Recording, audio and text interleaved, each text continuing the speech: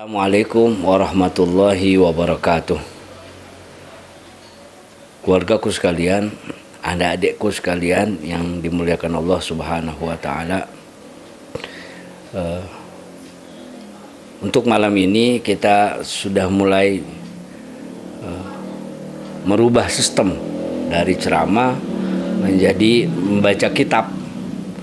Karena banyak sekali para sahabat-sahabat selalu bertanya kepada Al-Fakir dengan dalam keadaan masa pandemi seperti ini, hukumnya divaksin bagaimana, membatalkan puasa atau tidak. Nanti kita bahas. Maka oleh karenanya dengan membuka kitab, belajar dari dasar, semoga ini lebih bermanfaat dan lebih menjadi pegangan buat kita semuanya. Saya akan bacakan kitab Ad-Durusul Fiqhiyah juz yang keempat yang dikarang oleh Al-Habib Abdurrahman bin Segaf As-Segaf. Al-Fatihah lil qabul wa tamami kulli sulwana li khairi ma'mul mubarra'an lin nahwi wal hudur wa ila hadrati sayyidina Rasul sallallahu alaihi wa alihi wasallam wa muallifi hadzal kitab Syekh Habib Abdurrahman bin Segaf As-Segaf. Al-Fatihah. A'udzu billahi minasyaitonir rajim. Bismillahirrahmanirrahim. Alhamdulillahi rabbil alamin arrahmanir rahim maliki yaumiddin. Iyyaka na'budu wa iyyaka nasta'in ihdinas siratal mustaqim. Siratal ladzina an'amta 'alaihim ghairil maghdubi 'alaihim waladdallin. Bismillahirrahmanirrahim. Ad-darsus sadis wa salasuna fis shiyam. Pelajaran yang ke-36 di dalam membahas persoalan puasa. Shaumu Ramadhana ruknun min arkanil Islam. Ketahuilah puasa Ramadan itu adalah rukun daripada rukun Islam. Lamma sahha, sebagaimana telah disahihkan oleh Imam Muslim an Abi Umar ibnu radhiyallahu anhuma, ya, semoga Allah meridhai Sayyidina Ibnu Umar dan Sayyidina Imam Muslim, anna Nabiya sallallahu alaihi wasallam qala, bahwa sesungguhnya junjungan kita Nabi Muhammad sallallahu alaihi wasallam bersabda, bunyal islamu ala khamsin. Yang pertama syahadatu an la ilaha illallah wa anna Muhammadar Rasulullah. Pertama syahadat. Ya, yang kedua wa iqamis shalah, mendirikan salat. Yang ketiga wa itaiz zakah, membayar zakat.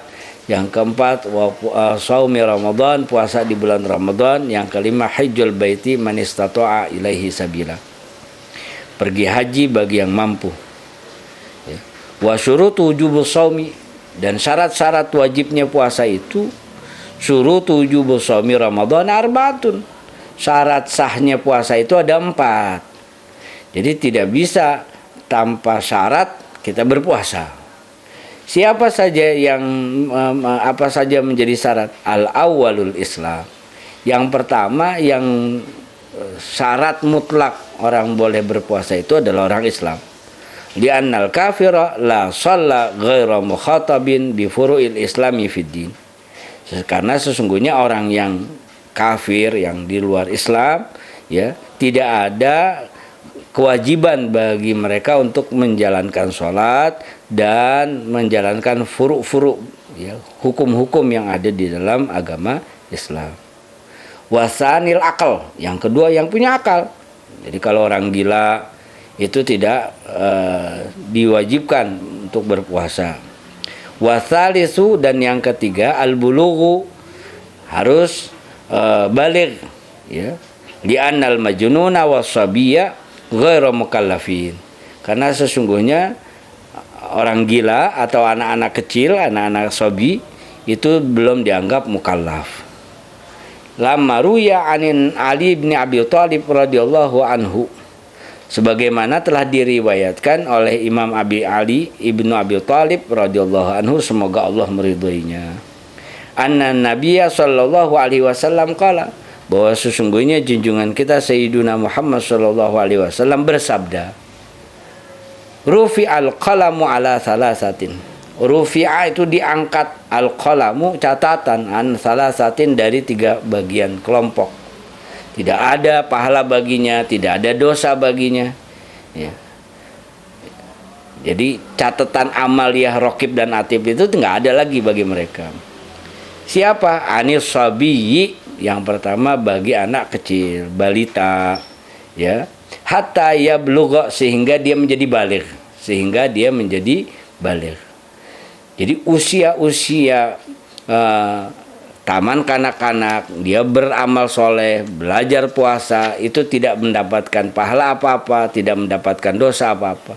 Jadi kalau diajarkan oleh orang tuanya untuk berpuasa, belajar latihan sholat, pahalanya buat orang tuanya. Begitu juga sebaliknya. Kalau anak-anak kecil itu berkata-kata kasar, berkata kebun binatang, maka seandainya orang tuanya tidak mendidiknya, maka berdosalah orang tuanya. Yang kedua, wa anin naimi hatta yastaiqidha. Dan bagi yang kedua yang tidak dicatat amaliyahnya, tidak dicatat amal baik dan buruknya, bagi orang yang tidur sehingga dia terbangun. Jadi orang tidur nggak ada kewajiban dia puasa, nggak ada kewajiban dia sholat. Ya, kalau udah bangun hukumnya jadi wajib lagi. Ya. Wa anil majnuni hatta yufiqa.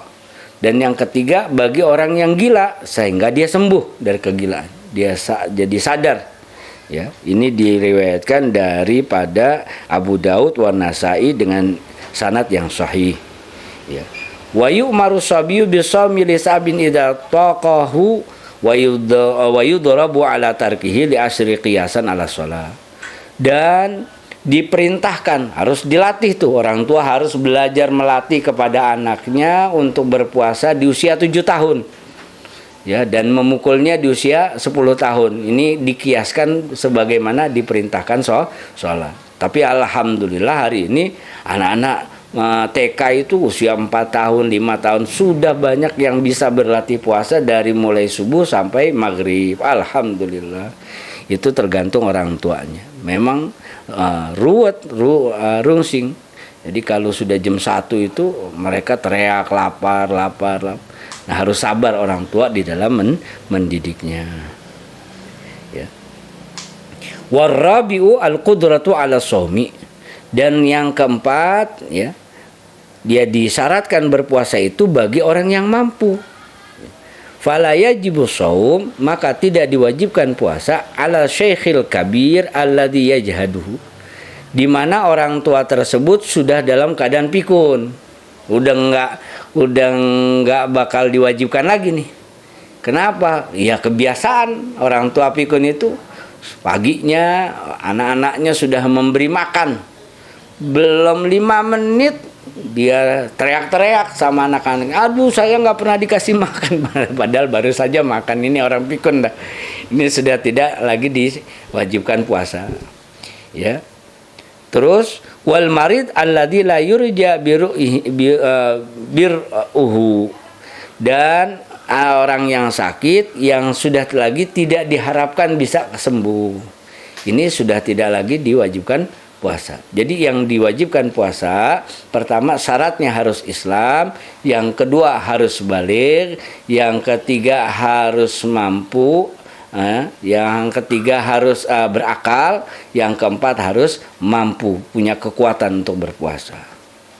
Wa syurutu sihhati shaum, dengan sekarang syarat sahnya puasa. Ya, tadi syarat wajib orang yang berpuasa. Syarat sahnya puasa bagaimana? Syurutu sihhati shaumi khamsatun. Syarat sah orang berpuasa itu ada 5. Al-awwalul Islam, yang pertama harus beragama Islam. Ya. Wasanil akal, dan yang kedua yang memiliki akal. Lama marra fi syurutil wujubi, sebagaimana telah disebutkan di dalam syarat-syarat yang wajib yang awal tadi. Wasalisu, dan yang ketiga, ya, an-niqa'u anil haidi wan nifas. Harus bersih daripada haid dan nifas. Ya, ketiadaan haid dan nifas. Li'annal haidha wan nufasa'a la yasihu saumahuma, ya, wala yajibu alaihima bal yahrumu alaihima saum. Karena sesungguhnya bagi orang wanita yang sedang haid, wanita yang sedang nifas, tidak disahkan puasa keduanya dan tidak diwajibkan keduanya, akan tetapi menjadi haram kalau mereka menjalankan puasa dan puasa di dalam keadaan haid dan nifas. Ya. Lamma sahha an Abi Sa'idin Al-Khudri radhiyallahu taala anhu anna Nabiy sallallahu alaihi wasallam qala, sebagaimana diriwayatkan dari Abi Sa'id Al-Khudri radhiyallahu taala anhu, semoga Allah meridhoinya, bahwa sesungguhnya Nabi sallallahu alaihi wasallam bersabda, ma ra'aitu min naqisati aqlin, aku tidak melihat ada kedua orang yang kesempurna akalnya, wa dinin, dan agamanya, aghlaba li lubin minkunna, tapi umumnya terbanyak pada kalian semua wahai perempuan. Summa qala, si perempuan bertanya kepada Rasulullah, kenapa begitu ya Rasulullah? Wa tamkusul layali ma tusalli wa tuftiru fi ramadhana fa hadza min nuqsani dini.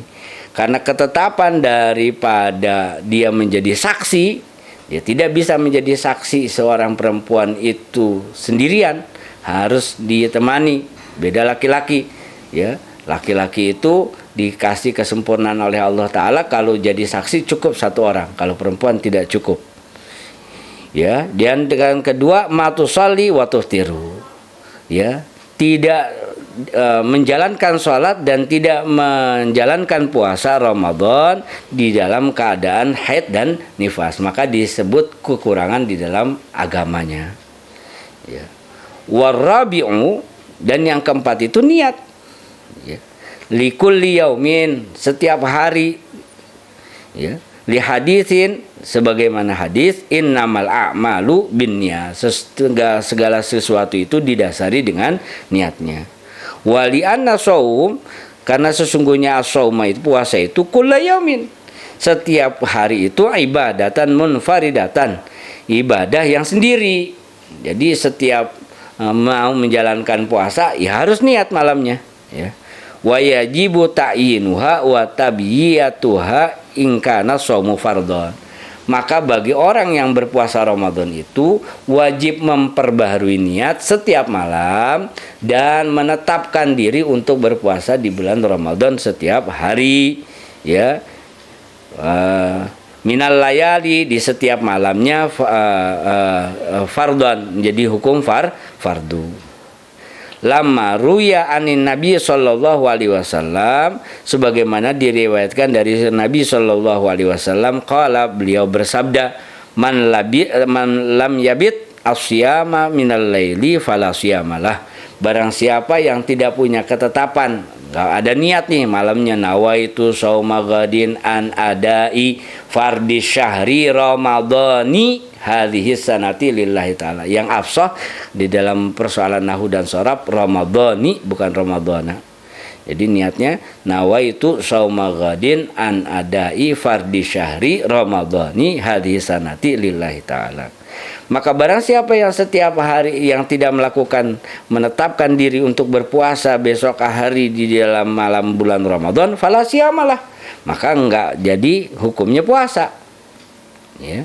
Wa yasihu shaumun nafl bin niyati min nahari qabla zawal.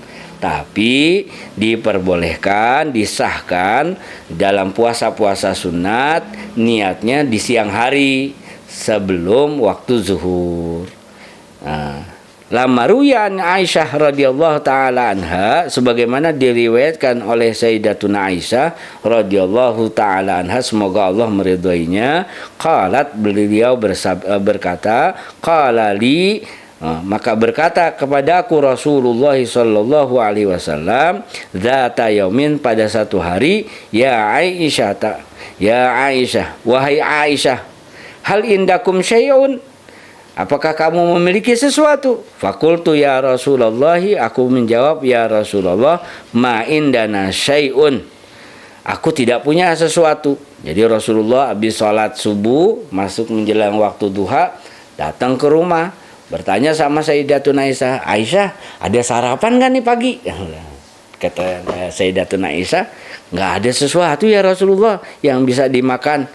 Lalu Rasulullah menjawab, fa inni shaimun. Qala, kemudian Rasulullah bersabda, fa inni shaim. Ya sudah, aku mau berpuasa. Inilah yang boleh bagi puasa Senin, puasa Kamis, ya, niat puasanya di siang hari selama belum waktu zuhur. Batasnya sampai zuhur. Wal khamisu, ya. Wal khamisu al imsaku anil akal. Dan yang kelima al imsaku. Al imsaku itu menahan anil akli wa syurbi, dari makan dan minum. Ya, wa kullu muftirin, dan dari setiap yang membatalkan. Apa yang membatalkan puasa? Masuk segala sesuatu dari rongga-rongga, dari mulut, dari hidung, dari mata, dari telinga, dari kubul dan dubur. Maka setiap sesuatu yang masuk dari rongga-rongga itu membatalkan puasa.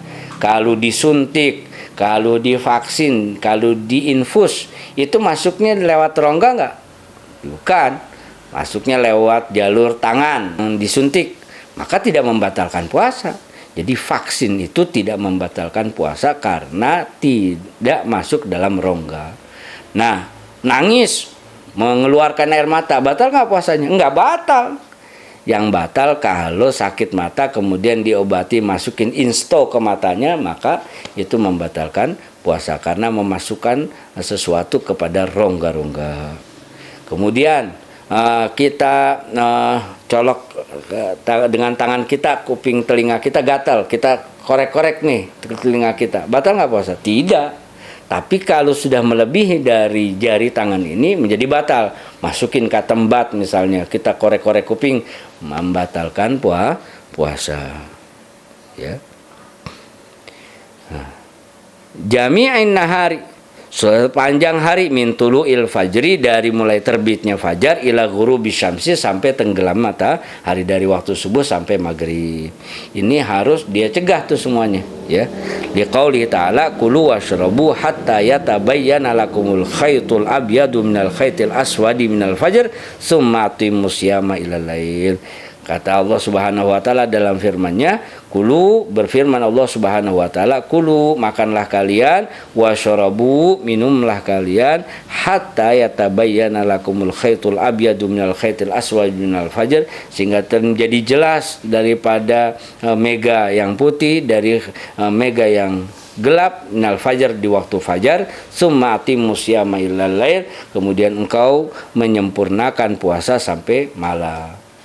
Ini syaratnya puasa itu ada 5. Yang pertama harus Islam, yang kedua harus berakal, yang ketiga harus bersih dari haid dan nifas, yang keempat itu harus niat, nggak boleh nggak niat, yang kelima itu adalah harus imsak, mencegah sesuatu yang masuk dari rongga-rongga. Saya kira cukup, nanti besok kita mulai pembahasan selanjutnya sampai kita persoalan masalah zakat. Kurang lebih mohon maaf adik-adikku, anak-anakku sekalian, mudah-mudahan bisa dihafal, pelan-pelan dihafal, ya, supaya ini jadi pegangan kita seumur hidup. Hadanallahu wa iyyakum ajmain, wallahul muwaffiq ila aqwamit thoriq. Wassalamualaikum warahmatullahi wabarakatuh.